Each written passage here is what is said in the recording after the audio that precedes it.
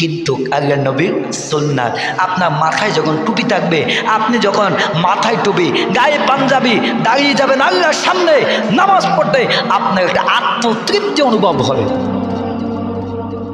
মাথায় টুপি নাই, গায়ে জামা নাই, দাঁড়াইছেন, মনে হয় বিপদে পড়ে দাঁড়াইছেন। কি পড়ে? বিপদে পড়ে নামাজ পড়েছেন। সুতরাং দুনিয়ার মোহ না পড়ে আখিরাতের মোহ আমাদেরকে চলতে হবে। দুনিয়ার দিকে আমরা তাকাইতে তাকাইতে আখিরাতকে আমরা ভুলে গেছি।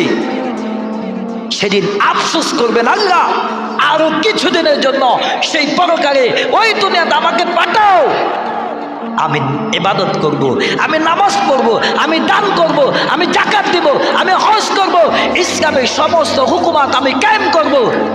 আল্লাহ বলবে না, সেই সুযোগ এক মুহূর্ত পরিমাণ তোমাকে দেওয়ার কোনো সুযোগ নাই।